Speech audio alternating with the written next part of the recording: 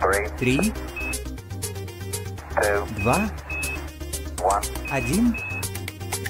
0, all engine running. Liftoff. We have a liftoff. In this video series we are going to explore all the commonly presented evidences to prove that the Apollo missions were a hoax. However, there are a lot of misconceptions surrounding this topic, so our job will be to separate the weak evidences from the solid evidences, or what we like to call, the real smoking guns, from the not-so-smoking guns. So join us now on this adventure, as we go into the lies which NASA has told, in order to cover up the truth which they are trying to hide from us. Tranquility Base here. The Eagle has landed. I am joined by Dr. Rasaviharii. Yes, Rasa. You can just call me Rasa. All right. Super stoked to have you on today. I think I found the Apollo Detectives YouTube channel on a Twitter link. Someone posted it on Twitter, checked it out, and that's how I came across your presentation. And I was truly, truly blown away by your knowledge. Many of the rabbit holes that you go down, I also go down. And so I just I got to try to reach out and get Dr. Raz on. Now, if you could give us a little bit of background of who you are, what you do, all that jazz, that would be awesome. Okay, well, mainly I'm a physicist. I work in the area of what you call free energy or 0-point energy. I'm also the admin of this Facebook group called the Moon Landing Hoax. You have to search a moon-landing hoax. And also we have a YouTube page also called moon-landing hoax. And I also have another YouTube page which is called 0-point energy. So that's it. You know, I live in China. I'm working with the Chinese Space Agency on the protection from radiation in deep space. So I have a lot of knowledge about space travel. You know, I'm an astrophysicist, and also I'm a historian. I'm writing a book now about the history of the private central bankers. That's awesome. Now, you said you're an astrophysicist. I've heard Neil deGrasse Tyson say in the past that there's not very many in the world. So that's pretty awesome. I can't remember what number he gave. It wasn't more than 1,000, if I remember correctly. There's only like a few hundred. According to him, anyways. He is full of shit on many other things, so so who knows? But I did want to ask you about, is that true? I don't know. I would think there'd be many more. You have NASA and the European Space Agency, Russian Space Agency, India, China, Japan. There must be a lot of people who studied astrophysics to get a job like that. Yeah, the moon landing for me is something that I came into rather late, just only a few years. I think once I started having distrust for government in general, you know, I started looking at many other subjects like 9/11. I've been wanting to have a show like this, you know, regarding the moon landings, and what better person, in my opinion, to have an actual astrophysicist, someone that is super knowledgeable and works in this tech, and someone that doesn't believe in the moon landings. So give us a little bit of background. What got you down this rabbit hole? It seems like it was several years ago, right? Actually, it really began when I was age 7. There was what was called the Iranian hostage crisis and the Iranian Revolution.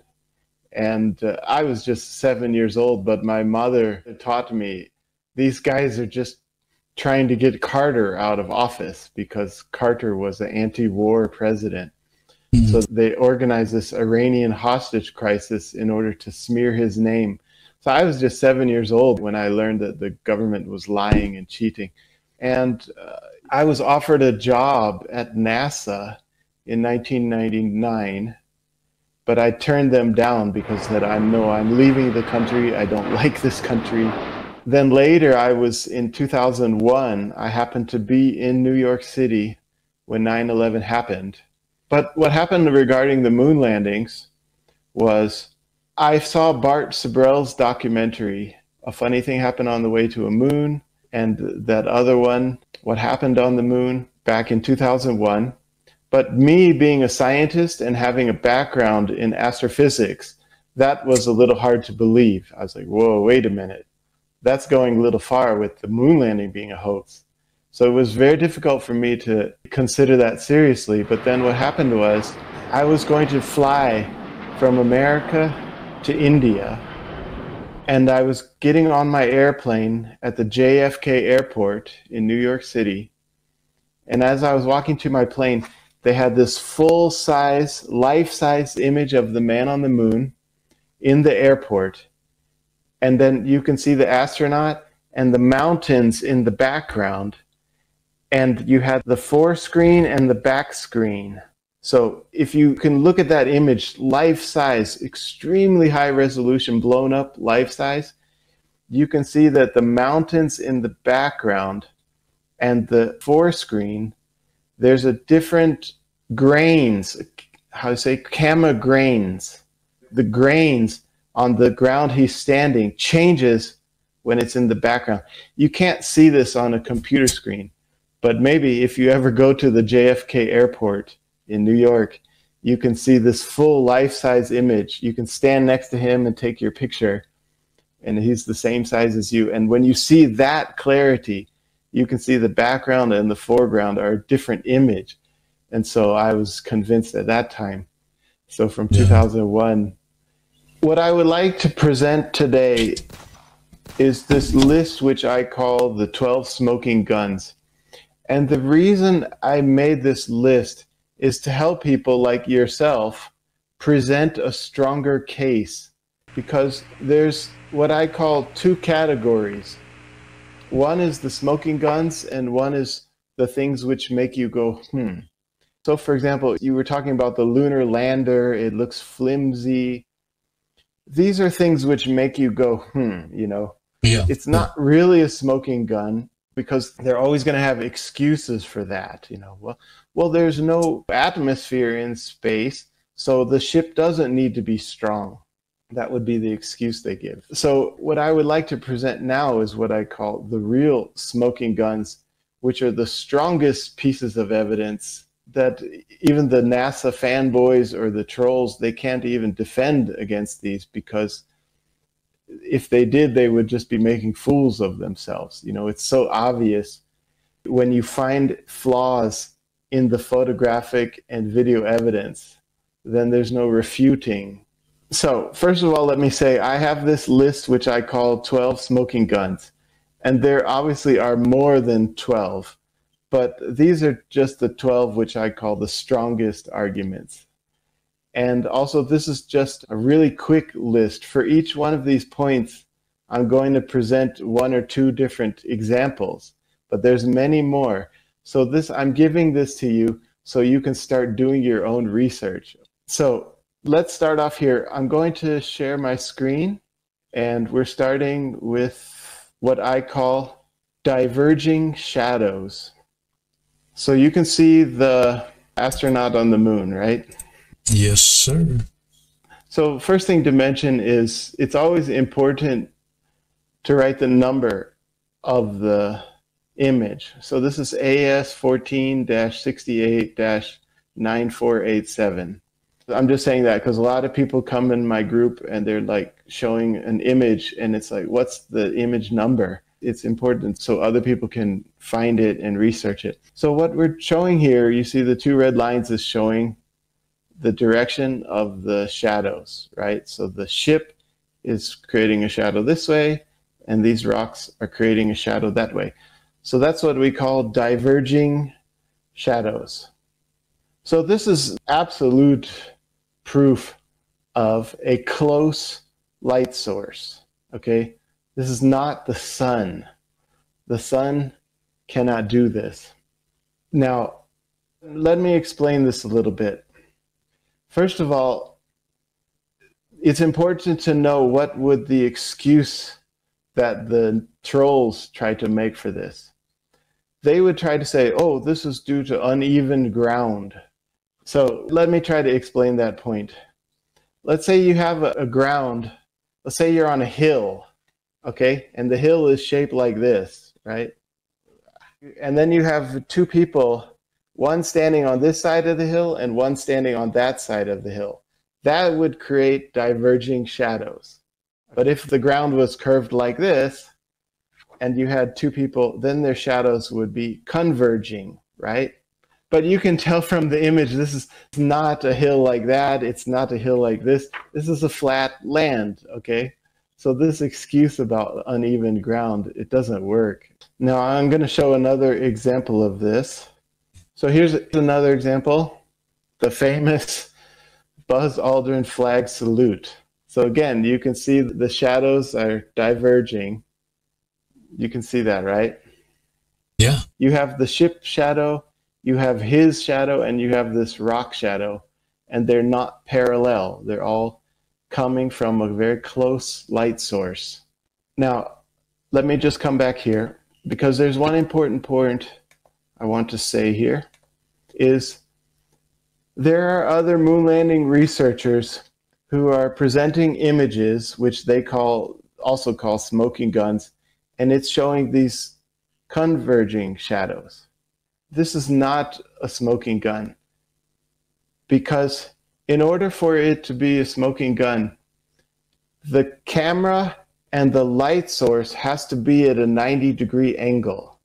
The person taking the photo has to be at a 90-degree angle from the light source, because if the person taking the photo is looking towards the light source or looking away from the light source, then you're going to have what's called perspective. And perspective means if you're standing on a railroad tracks, you see the railroad tracks converging into the distance, right?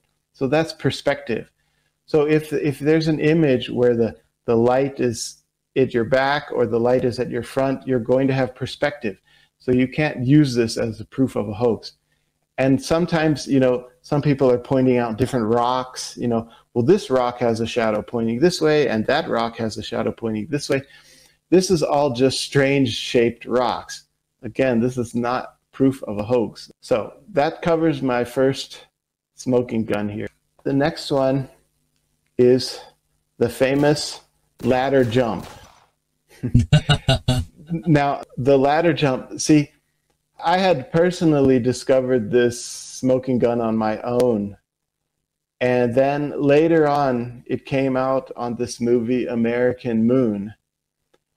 I had actually found that smoking gun before American Moon, but that doesn't really matter who found it first. So this astronaut is about to jump up onto the ladder. And when he jumps, his feet and his hands miss the ladder, and he's dangling in the air for a little while until he finally grabs the ladder.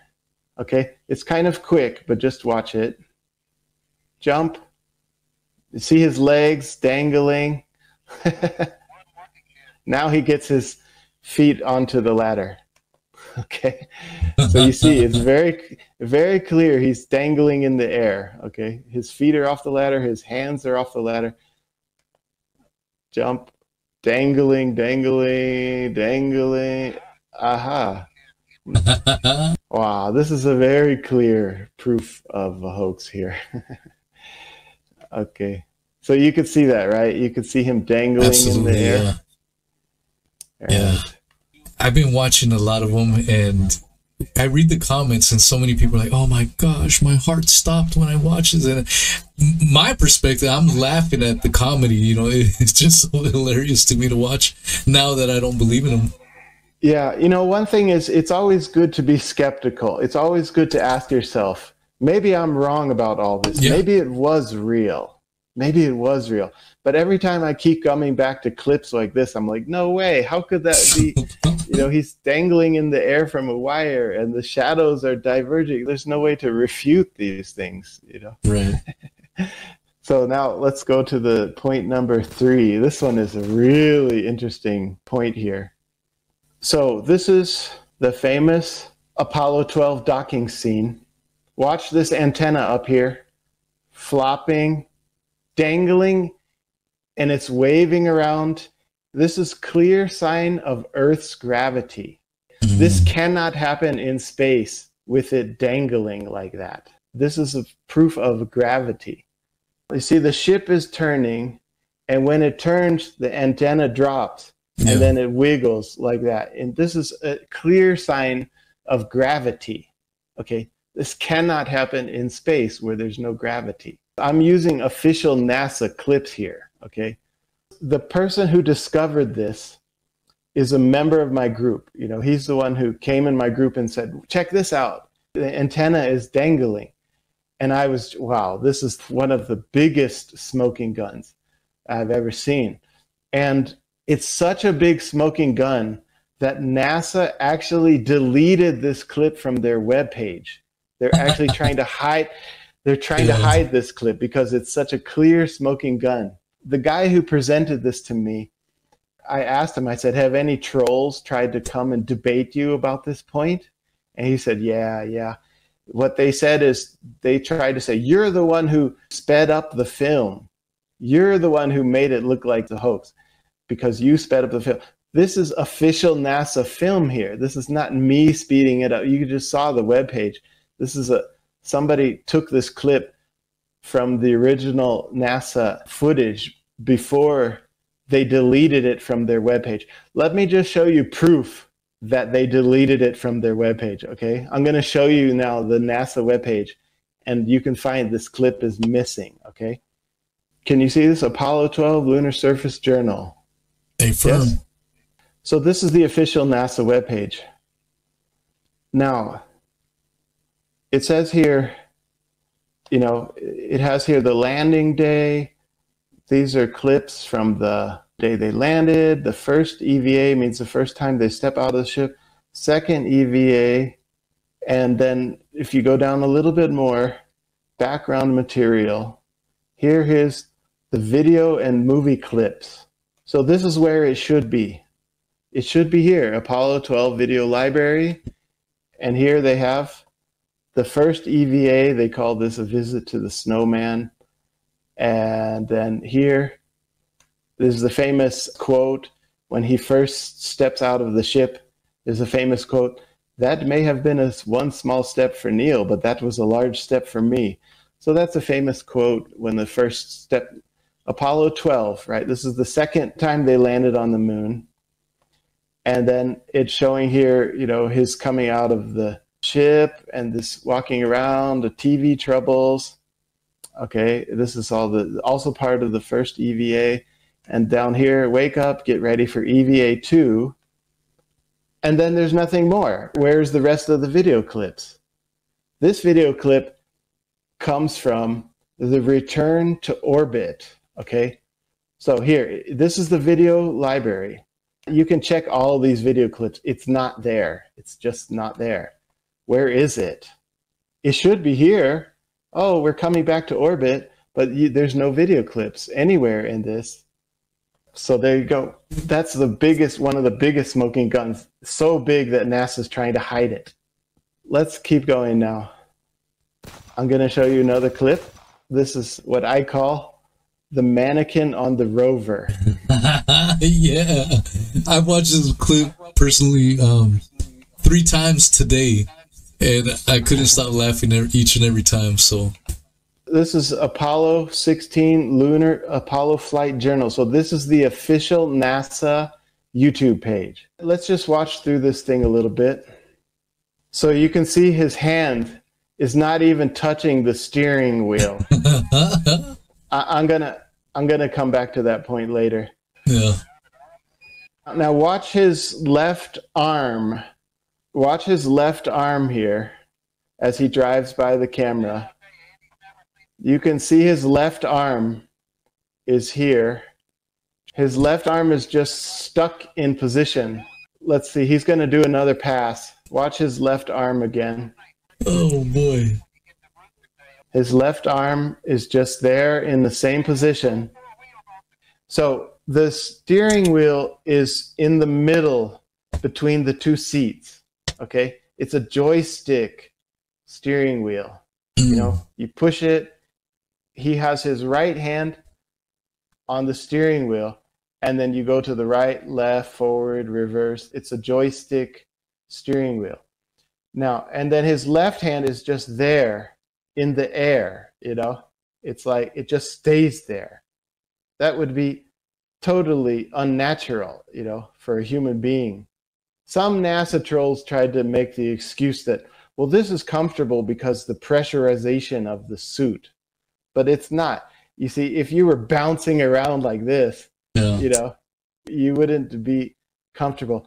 And then also, if you really look closely, his right hand is not even on the joystick. It's just like an inch or so above the joystick. So this is totally a mannequin that they just put on a remote control rover. They have somebody steering the rover, remote control, and there's a mannequin sitting in this strap to the seat. This is not the only time that they use the mannequin. I have a series of photographs where they were snapping pictures, what they call the pan. It's like snap, snap, snap, snap. And then he's like snap, snap. And then you see a mannequin. And he snaps, snap, snap, snap. And all these pictures in a row, the mannequin doesn't move. So there's several examples of this mannequin. I just showed you one of when he's driving the rover. But let me just come back to one more NASA excuse here. The NASA excuse is that this is not a mannequin because he moves his arm. I'm going to show you this trick they did in order to make it not appear like a mannequin. So let me share screen again. It's just here at the beginning. So check it out. You see his arm is up in the air, right? The arm here is at a different angle from when he's driving. So you can see his left arm here at this angle. Now watch his left arm carefully. They're filming, the camera's moving around, and then all of a sudden, boom, right there. I don't know if you saw it, but now his left arm is at a different angle. Before it was at a slightly higher angle, and then now it's at the normal angle he uses when he's driving. So this is their proof that it's not a hoax. And you can clearly see where they cut the video film. His arm is up, his arm is up, arm up, cut the film, and now the arm is down. But what they're doing is the arm is up, and then they cut the film, and then they move the arm down, and then they start rolling again. It's very clear where they cut the film. So they're trying to tell, the NASA trolls are saying, this is not a mannequin because he moved his arm from up to down. But they just cut the film and they just moved the mannequin's arm down. It's very clear, you know, there's no way they can debunk this, you know. What's your theory on why they would use a mannequin instead of a real human? My theory is that it would just be too bumpy of a ride for an actual human being. You would be like boom, boom, boom. You know, it would whiplash everywhere. You couldn't even hold the steering wheel if you're bumping around so much. All right. Again, this is Apollo 11, Apollo Flight Journal. This is the official NASA YouTube page. And this is what I call the dashboard cam. There's a video camera inside the ship looking down at Neil Armstrong's first steps on the moon. So now Buzz Aldrin comes out of the ship, and then you can see the two-man. For some reason, they play it back in fast speed, but anyway, we're just going to watch a second here. Blah, blah, blah. They're walking around. And then now you can see the length of their shadows. This guy has a long shadow, and this guy has a short shadow. Now, this is also very clear proof of stage lighting. You can see how it's very bright up here. The ground is bright, and over here the ground is dark, yes? So that we call a hot spot. This is where the light is pointing over here, and over here the light is less. So again, there's two proofs of a hoax here. One is that the light is bright. The second is that this guy's shadow is longer. So let me try to explain. This is a complicated point. So let me try to explain this. Imagine you have a stage light and two actors on the stage. So the actor which is closest to the stage light is going to have a longer shadow. Let's say everybody is familiar with this. If you're walking down the street and there's a street light, when you move towards the street light, your shadow gets shorter, shorter, shorter. And as you pass the street light, your shadow gets longer, longer, longer, right? Everybody's familiar with that. That's because when you and the street light are at a 180-degree angle, you're just below the street light. You have almost no shadow. And then the further away you get from the street light, the shadow is going to get longer and longer. So it's the same thing now. If you tilt the light here, if you're standing over here towards the direction of the street light, your shadow is going to be short. And if you move closer to this, your shadow is going to be longer. This is called the obtuse angle. The more obtuse your angle is, the shorter your shadow will be. So if you're standing over here, your shadow will be shorter because it's more obtuse. And if you're getting closer, your shadow will be longer. This is a less obtuse angle. This is a very clear proof of a stage lighting, because if it was the sun, these two men would have the same length shadow, no matter where they're standing. Of course, the NASA trolls will try to come and say, well, the reason his shadow is longer is because of uneven ground. They always use this excuse.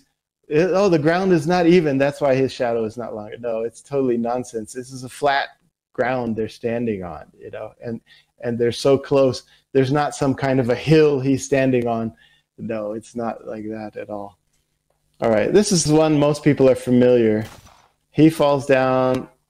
Oh, and then the other guy, help me get up. Push on my head. And he just magically floats up. He zapped some power into him. So now I want to show you another clip where they're very close to the camera. And then it becomes very clear what's going on here. So this is Apollo 16 from the EVA-1, Part 7. Here we go. He falls down. Uh-oh. Help me up, help me up. Now watch the other guy who's helping him up. He supposedly lifted him up. If you look at his hand, he's not even touching the other guy. His hand is, you see, he's not lifting him up. He's just getting up with the help of wires. The other guy's pretending that he's helping him up, okay? No. There's no way. But if you look carefully at his arm, he's not even touching him. He's not even touching him. He puts his arm there. They had practiced this. Okay, I'm going to pretend like I'm. He put his arm there like I am helping you up, but he's not giving any force at all to actually helping him up. So again, the NASA excuse is that the other guy is helping him up, but it's just not true. You know, you could, if you look carefully at these videos, he's not helping him up at all. So silly. Okay, so now we're coming into a series. This is a very important point here. This is my next smoking gun. And this is what I call NASA is caught with their hand in the cookie jar. It means that I am going to present you now with evidence that NASA is photoshopping their images in order to cover up the fact that they faked it. So I'm going to show you a series of images, and all these images are coming from Internet Archives. The reason is because Internet Archives is showing you the date in which this image was uploaded to the internet. Okay, so this is a record, and actually you could use this in a court of law. You know, it's like, here's a record of when this image was uploaded to the internet. And this is important because the excuse NASA claims is that the photoshopped images came before the non-photoshopped images. What happened was, in 2000, 2001, these two documentaries came out. What happened in the moon was 2000. A funny thing happened on the way to the moon was 2001. After this time, NASA realized that they made a mistake. I first heard about the moon landing hoax in 2001. And the first thing I did was I went to the NASA webpage and I started downloading as many images as I could. A few years later, the NASA webpage disappeared. And then all of a sudden, in 2010, a new NASA webpage was built and all new photoshopped images. So what happened was in 2000, they realized they messed up. They said, we have to go back and fix these images because it's very clear proof of a hoax.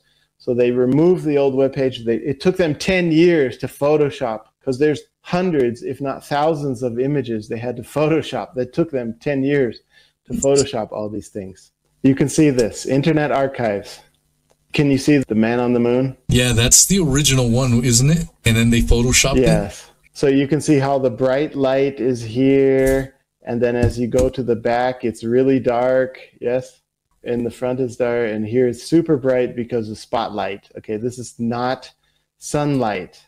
And here, ta-da! It's fixed. The back is all lit up. They Photoshopped it, right? Yeah, yeah. So here we go. Look at the date. If you go down here, add date. 2010, July 16. Oh, interesting. They chose the anniversary. Okay, 2010 was when they made a whole new NASA webpage and they uploaded thousands of Photoshopped images in 2010. Yeah. So let's come back here to the original one. Here's the non-Photoshopped image. What is the add date? December of 2009. So this is very clear proof that the Internet Archives has the date which this was added to the internet. So this one came before the Photoshop one. You can prove this now in a court of law that this one came later, okay? Yeah. So I'm going to try to give you a few more examples of this because, you know, we don't just want one image to go by here. Here we go. Can you see this one? Yeah. One tiny little section is clearly lit up. Well, like I'm saying, it's the same thing. You have the dark in the corners, and then here in the center is really bright where he's standing on the spotlight. What is the add date? 2009, right? Now let's go here to the Photoshopped one. Ta-da!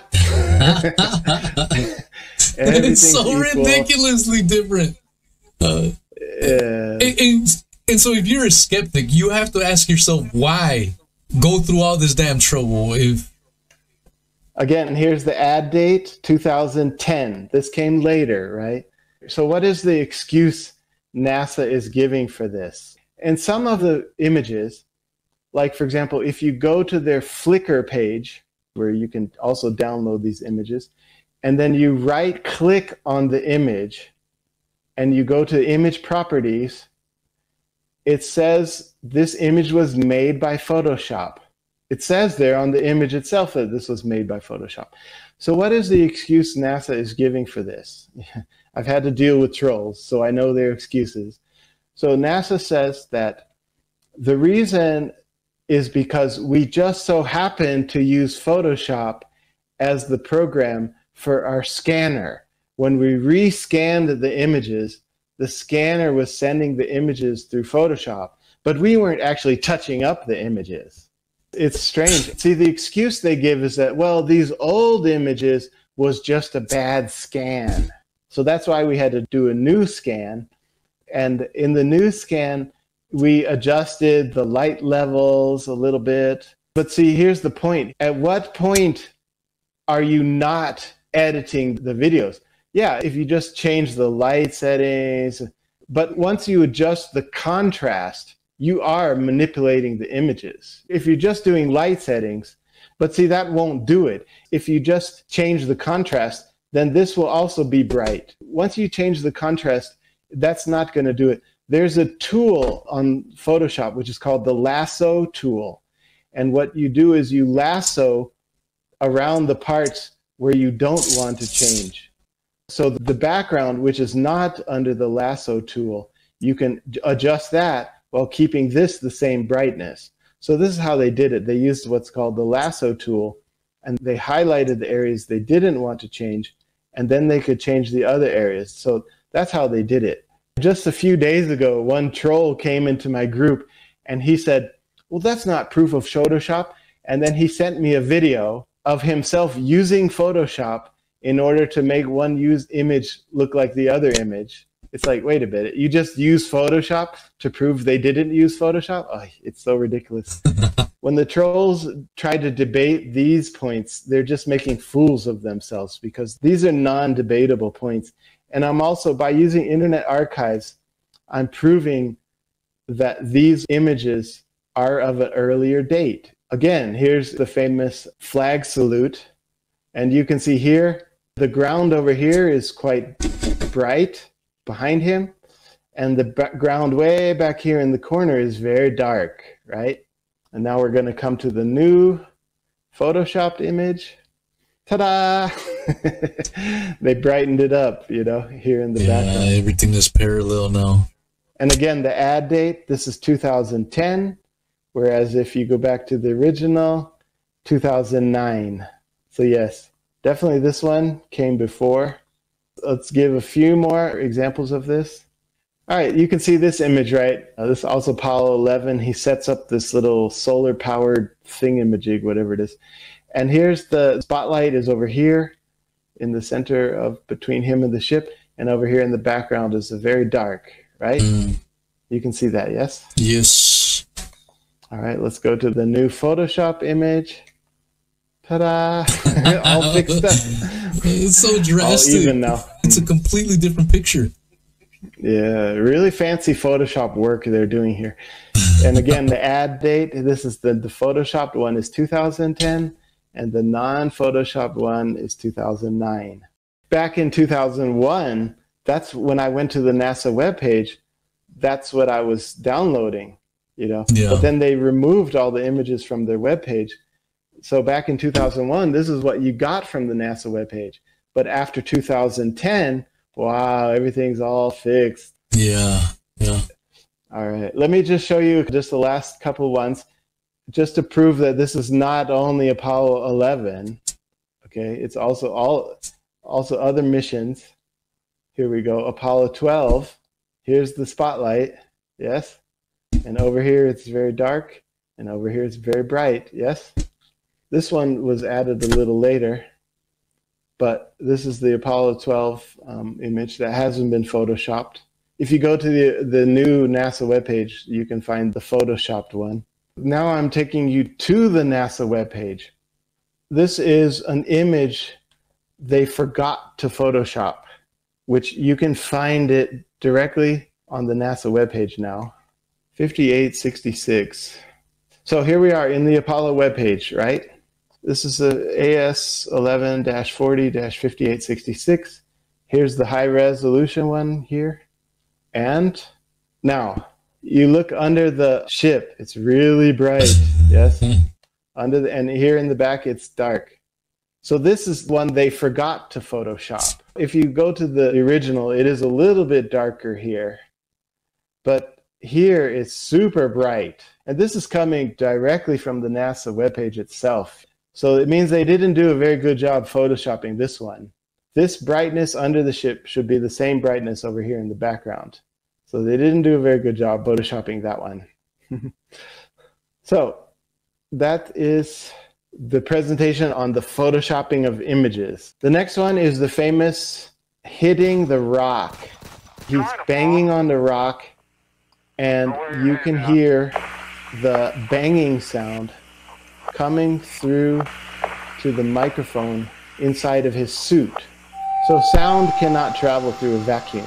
You shouldn't be able to hear this banging sound in his suit. Now, some people ask me, they say, well, maybe it's just the vibrations coming through the suit up to the microphone, but that's not possible because he's not wearing a solid suit.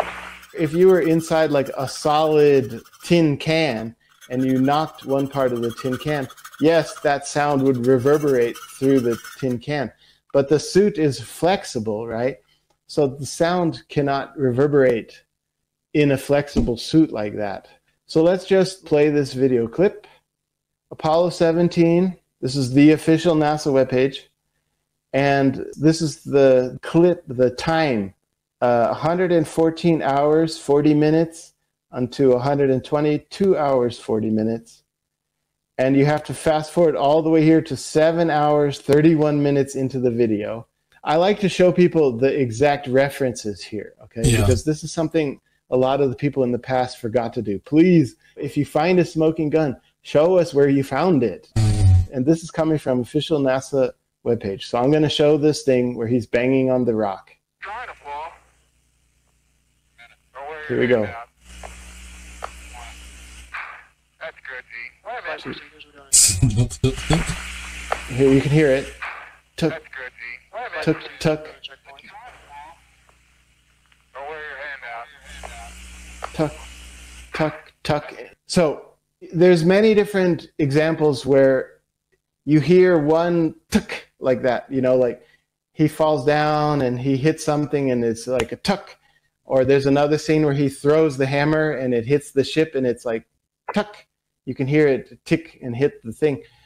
Now, if it's just one ticking sound, oh, you can make an excuse like, oh, this was just a microphone problem, and it just so happened the microphone made this tick sound at the same time that the object hit. But here we have 4 tick sounds, okay? So it's a little bit hard to explain because many times he's hitting the rock, you don't hear it.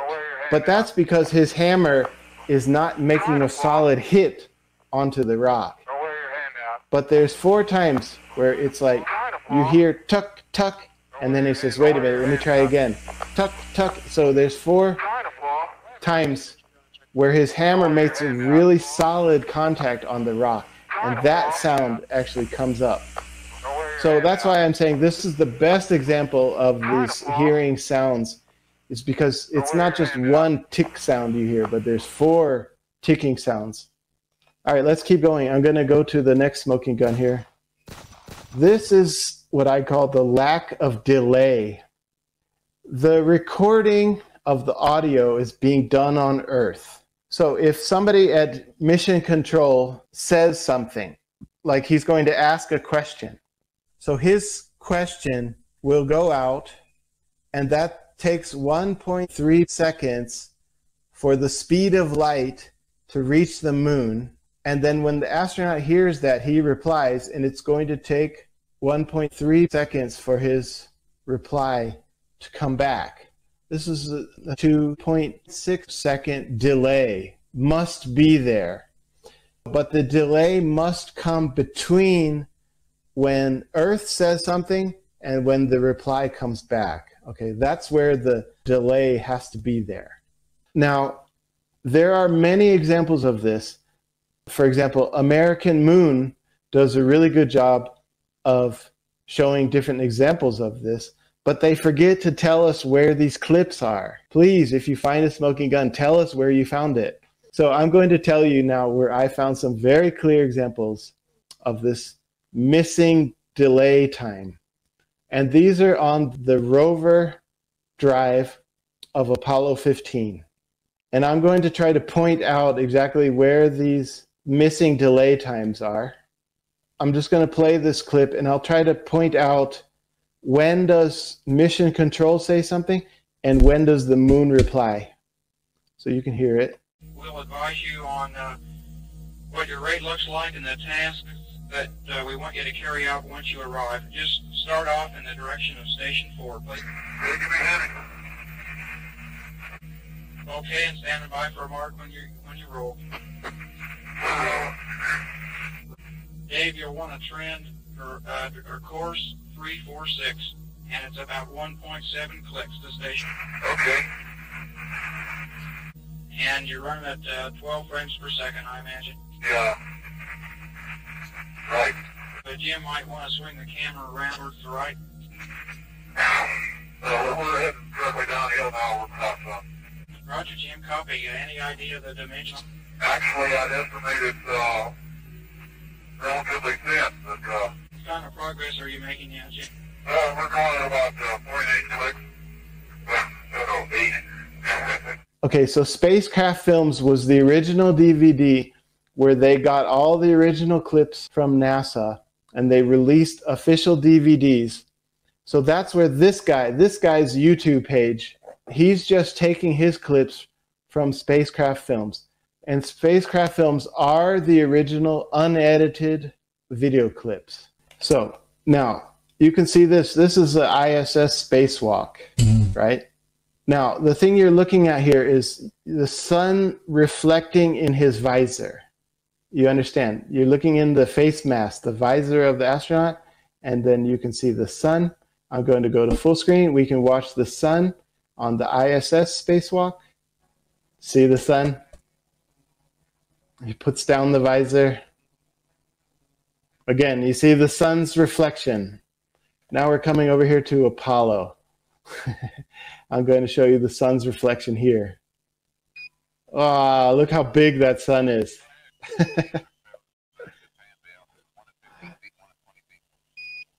It's a huge stage light. The excuse NASA will make is something like, well, it depends on the angle of the curvature of the visor. But that's not true, because in both images I'm showing you the same angle of the same visor. In the ISS, same visor curvature, same angle of the sun. So you can't make that excuse. Now, we've got our last two smoking guns. What we're looking at is the exhaust coming from the booster rockets. You can see this chemical equation, C2H12N4 plus N2O4 equals CON2 plus H2O. So this is the chemical equation of what's called the hypergolic fuel. This is the fuel which NASA using on the Apollo missions. This N2O4, this is called the oxidizer. It's providing oxygen to the fuel. And this is the reaction. CO is carbon monoxide, and then you have nitrogen gas, and then you have H2O, which is water. So carbon monoxide is an invisible gas. So you don't see carbon monoxide, and you don't see nitrogen. These are invisible gases. But H2O is steam. So what you expect to see when the ship fires its engine is you expect to see steam coming out. And I'm going to now show you examples of that is here on the Soyuz spacecraft docking with the ISS. And I'm going to show you the steam coming out of the boosters, the rockets. Here we go. Watch the steam. You can see the blast of steam, right? Yeah. Yes? So there you go. That's the steam. Now we come here. I'm just giving another example. The digital sparks. Right. So the point I'm trying to make here is that you should see steam coming out of the bottom of this engine.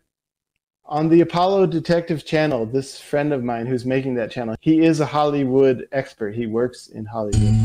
So the technical name for what they're doing here is called a shrapnel cannon.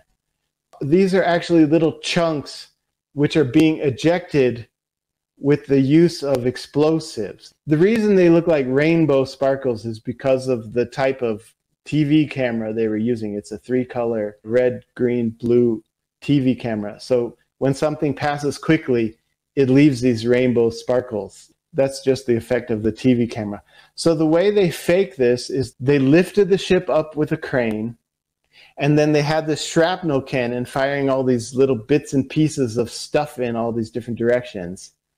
The Apollo trolls, they like to mention this little triangle here on the bottom.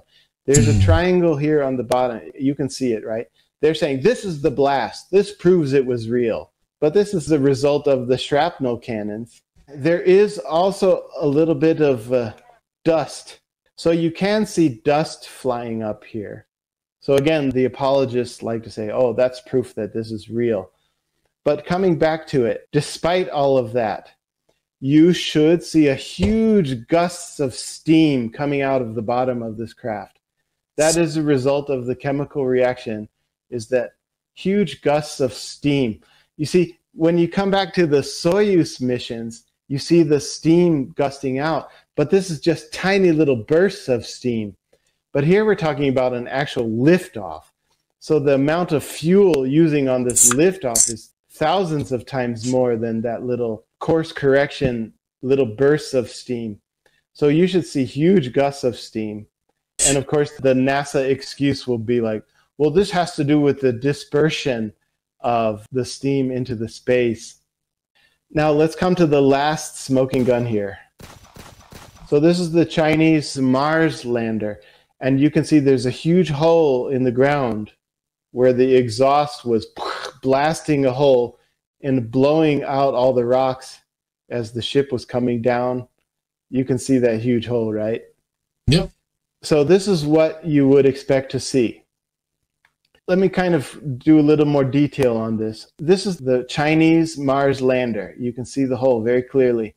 There's also a NASA Mars lander where they have a camera. They put the camera under the ship, and you can see where all the dust was blown away by the landing.